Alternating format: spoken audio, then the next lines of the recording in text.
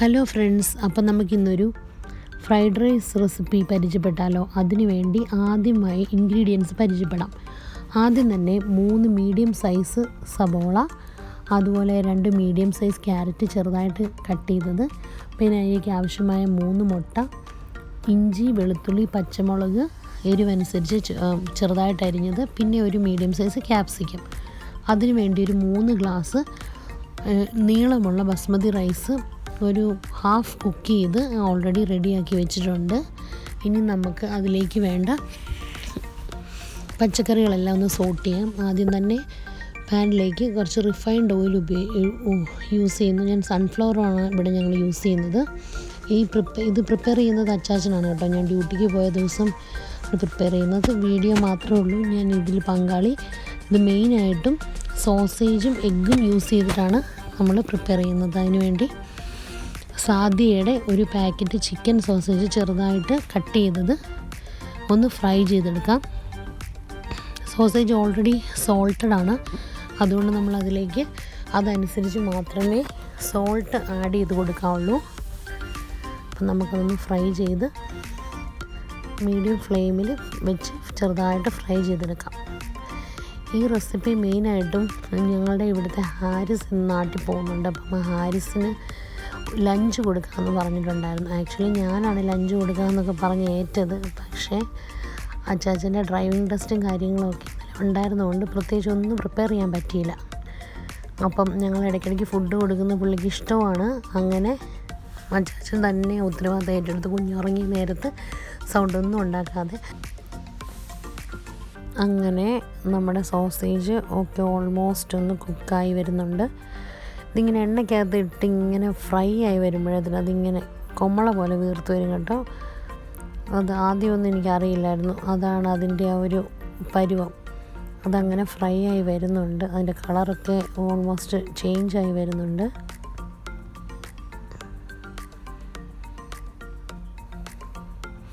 ഇത് കുറച്ച് കണ്ടൻ്റ് ഉണ്ട്, അതുകൊണ്ടാണ് ഒരു പാക്കറ്റ് ഓൾമോസ്റ്റ് ഒരു 6+6 12 ഫിംഗേഴ്സെങ്കിലും കാണും. അതെല്ലാം കട്ട് ചെയ്ത്, കാരണം നമ്മൾ ഈ 3 ഗ്ലാസ് അരിയിലേക്ക് ചേർക്കുന്നതല്ലേ. ചിക്കനും ഒന്നും നമുക്ക് ചിക്കൻ ഇരിപ്പുണ്ടായിരുന്നു, പക്ഷേ അതൊക്കെ നമുക്ക് കട്ട് ചെയ്ത് ഫ്രൈ ചെയ്തെടുക്കാനുള്ള ടൈമൊക്കെ കുറവായിരുന്നു.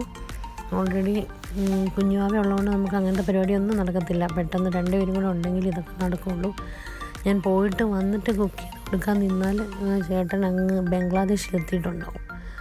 അതുകൊണ്ട് അച്ചാച്ചൻ തന്നെ ഞാൻ ഏറ്റവും ഉത്തരവാദിത്തം പൂർത്തീകരിച്ചു. മിടുക്കനായി. നല്ല ഒരു ഔട്ട്കമ്മും കേട്ടു. ഞാനാണ് ആ ക്രെഡിറ്റ് കേട്ടത്. പ്രിപ്പയർ ചെയ്തത് അച്ചാച്ചനാണെങ്കിലും.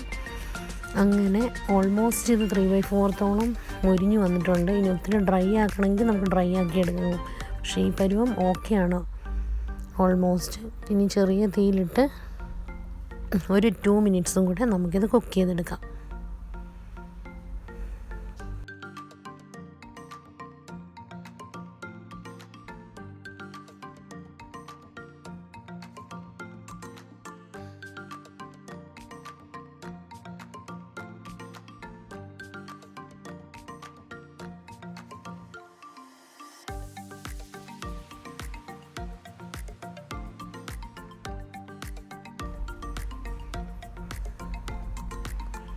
അങ്ങനെ നമ്മുടെ സോസേജ് ഓൾമോസ്റ്റ് വെന്തിട്ടുണ്ട്.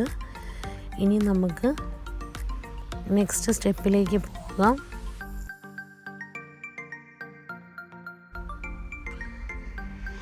ഇനി നമുക്ക് അടുത്തതായിട്ട് നമുക്ക് 3 മുട്ടയാണ് ഇതിലേക്ക് എടുത്തിരിക്കുന്നത്. അതേ എണ്ണയിലേക്ക് തന്നെ ഒരു മാറ്റിയിട്ട് ഇത് സ്ക്രാമ്പിൾ ചെയ്ത് ജസ്റ്റ് ഒന്ന് എടുക്കാം. ആവശ്യമായ ഉപ്പ് ചേർത്തതിന് ശേഷം നമുക്ക് ഈ 3 മുട്ടയും ഒന്ന് സ്ക്രാമ്പിൾ ചെയ്ത് ചിക്കി പൊരിച്ചെടുക്കാം. ഫ്രൈഡ് റൈസിന് മുട്ട ചിക്കിയതും ചേർത്ത് കൊടുക്കുന്ന ഒരു മെയിൻ ഐറ്റമാണ്. നമുക്ക് ഫ്രൈഡ് റൈസിലേക്ക് അതുപോലെ പ്രോൺസോ ഫിഷോ ഷ്രെഡഡ് ചിക്കനോ ഒക്കെ ആഡ് ചെയ്ത് നമ്മുടേതായിട്ടുള്ള ചോയ്സിൽ നമുക്ക് പ്രിപ്പയർ ചെയ്യാവുന്നതാണ്. ഇപ്പം നമുക്ക് ഈസി ആയിട്ട് പറ്റുന്നതായിട്ടുള്ള സാധനങ്ങൾ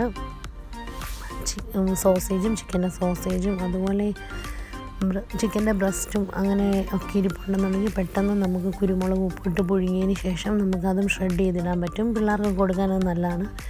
ഇതിപ്പം നമുക്ക് മുട്ടയും സോസേജും കുറച്ചേറെ വെജീസും കൂടെ ആഡ് ചെയ്തിട്ട് നമുക്ക് പ്രിപ്പയർ ചെയ്താണ് നമ്മൾ എടുത്തിരിക്കുന്ന ആവശ്യമായ സോസും കൂടെ യൂസ് ചെയ്ത് അങ്ങനെ മുട്ട ചിക്കി തോർത്തി എടുത്തിട്ടുണ്ട്.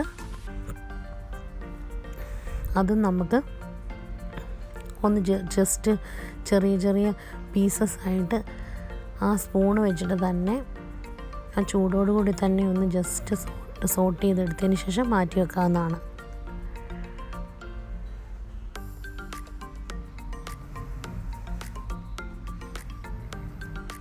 അങ്ങനെ നമ്മുടെ മെയിൻ ഇൻഗ്രീഡിയൻ്റായ സോസേജും എഗ്ഗും റെഡി ആയിട്ടുണ്ട്.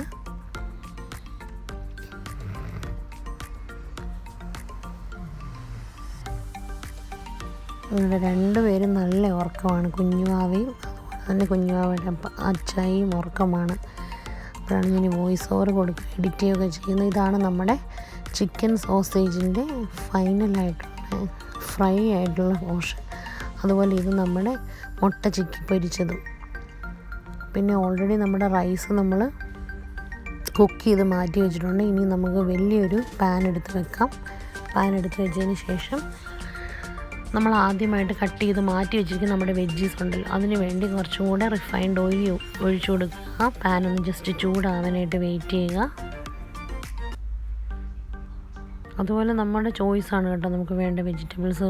Cabbage, capsicum, different colour of capsicums ഒക്കെ നമുക്ക് യൂസ് ചെയ്യാവുന്നതാണ്. അതുപോലെ നമ്മളിതിലേക്ക് മെയിനായിട്ടും നമ്മുടെ വെളുത്തുള്ളിയും അതുപോലെ തന്നെ പച്ചമുളകുമാണ് ഒരു ഫ്ലേവറിന് വേണ്ടി ഫസ്റ്റ് ആഡ് ചെയ്ത് കൊടുക്കുന്നത്. അത് എണ്ണയിൽ കിടന്ന് മൂത്ത് നല്ലൊരു ഫ്ലേവറിങ് സ്മെല്ല് വരും. നമുക്ക് ശരിക്കും പറഞ്ഞാൽ സ്പ്രിംഗ് ഓണിയനാണ് ഏറ്റവും ബെറ്റർ ചോയ്സ് ഫ്രൈഡ് റൈസിന്. നമുക്ക് ഇത് റെഡിമെയ്ഡായിട്ട് ഞാൻ പറഞ്ഞല്ലോ, ഇന്നലെ പ്രിപ്പയർ ചെയ്യാമെന്ന് പറഞ്ഞതിലുള്ള ഐറ്റംസ് എല്ലാം വെച്ചിട്ട് പെട്ടെന്ന് സോർട്ട് ഔട്ട് ചെയ്തെടുത്താണ്.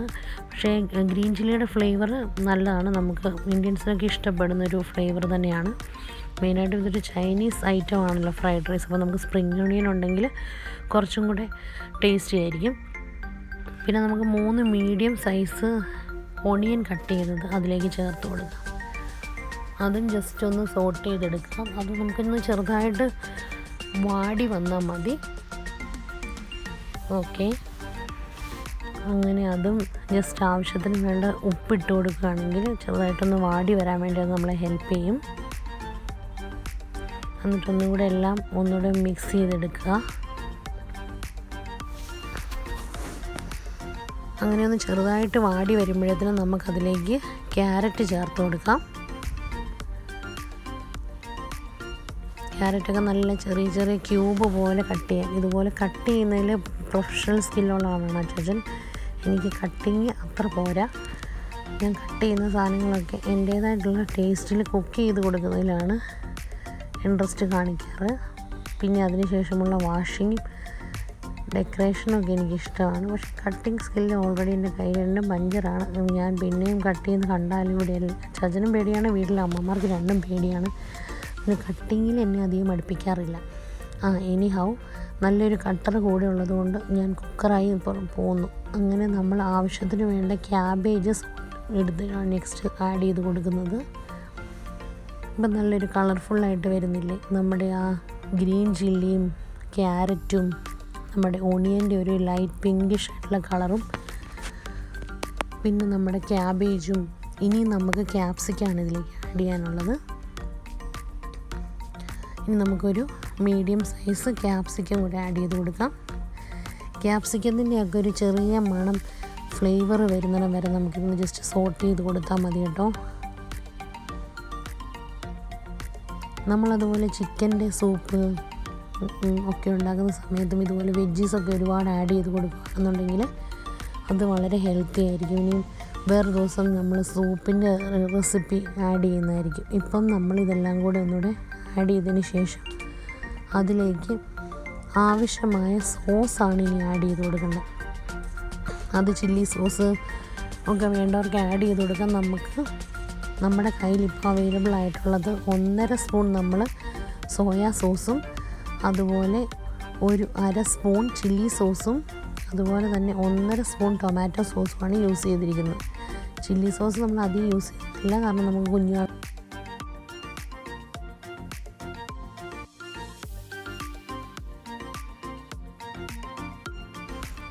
അപ്പം നമ്മൾ ഇതിലേക്ക് ഈ ഒരു ബൗളിൻ്റെ സെയിം അളവിൽ 4 ബൗൾ റൈസാണ് നമ്മൾ ഈ ഫ്രൈഡ് റൈസിന് വേണ്ടി യൂസ് ചെയ്തിരിക്കുന്നത്. നമ്മൾ അടിയിലുള്ള വെജ്ജീസ് എല്ലാം കൂടെ ഒരുമിച്ച് സോസും എല്ലാം കൂടെ ഒരുമിച്ച് മിക്സ് ചെയ്തെടുക്കണം. ഓൾമോസ്റ്റ് 3/4 കുക്ക്ഡായ റൈസാണ്, കാരണം ഫ്രൈഡ് റൈസിനായതുകൊണ്ട് ബാക്കിയെല്ലാം നമ്മൾ സെപ്പറേറ്റ് കുക്ക് ചെയ്തത് കൊണ്ട്. ഇനി നമുക്ക് എഗ്ഗ് ചേർത്ത് കൊടുക്കാം. ചിക്കി പൊരിച്ച് വെച്ചിരുന്ന 3 എഗ്ഗും അതുപോലെ തന്നെ സോസേജും ചേർത്ത് കൊടുക്കാം. എന്നിട്ട് ഇതെല്ലാം കൂടെ നമുക്ക് ഒരുമിച്ച് മിക്സ് ചെയ്തെടുക്കണം.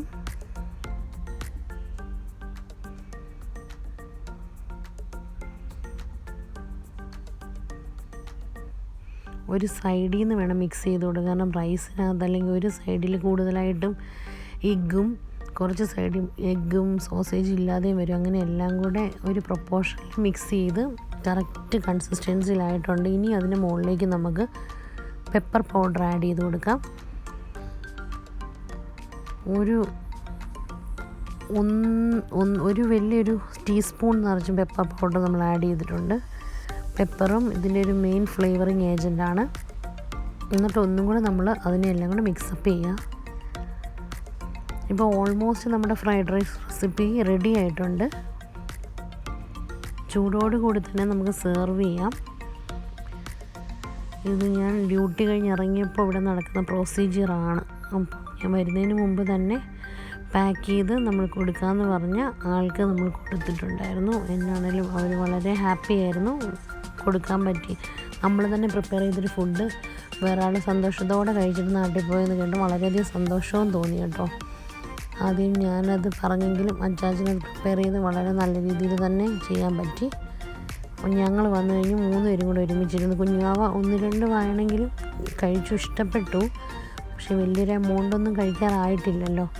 ഞങ്ങൾ 2 പേരും വളരെയധികം എൻജോയ് ചെയ്ത് കഴിച്ചു. അതിനുശേഷം ഒരു നല്ല ഡീപ്പ് നാപ്പും കഴിഞ്ഞു. ഈവനിങ് എഴുന്നേറ്റിരുന്ന് വീഡിയോ എഡിറ്റ് ചെയ്ത് ചൂടോടെ തന്നെ ഇട്ടേക്കാന്ന് ഓർത്തു. അങ്ങനെ നമ്മുടെ simple delicious colourful yummy fried rice ഇതാ റെഡി ആയിരിക്കുന്നു. എല്ലാവരും ഒന്ന് മസ്റ്റ് ട്രൈ ആയിട്ട് ചെയ്ത് നോക്കണം. സ്പെഷ്യലി ഹോസ്റ്റലേഴ്സിനൊക്കെ എപ്പോഴും ഈസി ആയിട്ട് ചെയ്യാൻ പറ്റുന്ന റെസിപ്പീസാണ് ഫ്രണ്ട്സൊക്കെ റെക്കമെൻഡ് ചെയ്യാറ്. അപ്പോൾ ഇത് സിമ്പിളാണ്. നമ്മൾ ഓൾറെഡി കുക്ക് ചെയ്ത റൈസ് ഇരിപ്പുണ്ടെങ്കിൽ നമുക്ക് സോസേജ് ജസ്റ്റ് കട്ട് ചെയ്താലും ഫ്രൈ ചെയ്യാനും അതുപോലെ സ്ക്രാമ്പിൾ ചെയ്യാൻ എഗ്ഗും നമ്മുടെ കയ്യിൽ അവൈലബിൾ ആയിട്ടുള്ള വെജ്ജീസ് എല്ലാം കൂടെ ജസ്റ്റ് സോട്ട് ചെയ്ത് നമ്മൾ വളരെ ചെറിയ ഇൻഗ്രീഡിയൻസ് വെച്ചും സോസും അവൈലബിൾ ആയിട്ടുള്ള സോസും യൂസ് ചെയ്ത് മിക്സ് ചെയ്ത് ഉണ്ടായി കഴിഞ്ഞ് നമ്മുടെ ഫ്രൈഡ് റൈസ് റെഡിയാണ്. ഇതിന് സാലഡോ അങ്ങനത്തെ ഒരു കാര്യങ്ങളും വേണ്ട. നമുക്ക് നോർമൽ ടൊമാറ്റോ കെച്ചപ്പ് ഉണ്ടെങ്കിൽ ഇത് യൂസ് ചെയ്യാം. പിന്നെ ആർക്കെങ്കിലും ഡ്രൈ ആയിട്ട് കഴിക്കാൻ ഇഷ്ടമല്ല, എന്തെങ്കിലും കറീസ് ആയിട്ട് പെയർ ചെയ്ത് കഴിക്കാൻ ഇഷ്ടമുള്ളവരാണെങ്കിൽ എന്തെങ്കിലും ചിക്കൻ കറിയോ എഗ് ഡിഷസോ എന്ത് വേണമെങ്കിലും ഇതുമായിട്ട് സിങ്ക് ആവുന്നതാണ്. അങ്ങനെ സ്വാദിഷ്ടമായ ഫ്രൈഡ് റൈസ് ഇതാ റെഡി. ഇനി നാളെ ഒരു ഫ്രൈഡേ വീക്കെൻഡാണ്. അടുത്ത സ്പെഷ്യൽ ഐറ്റം കൊണ്ട് നാളെ നമുക്ക് കാണും വരെ എല്ലാവർക്കും താങ്ക് യു. ആരെങ്കിലും ഇനിയും ഞങ്ങളുടെ ചാനൽ സപ്പോർട്ട് ചെയ്യാനും സബ്സ്ക്രൈബ് ചെയ്യാനും ഉണ്ടെങ്കിൽ ദയവായി സപ്പോർട്ട് ചെയ്യുകയും സബ്സ്ക്രൈബ് ചെയ്യുകയും ബെല്ലൈക്കണൊന്ന് എനേബിൾ ചെയ്യുകയും ചെയ്യണമെന്ന് പറയുന്നു. Thanks for watching. അപ്പം we will see with a new recipe soon.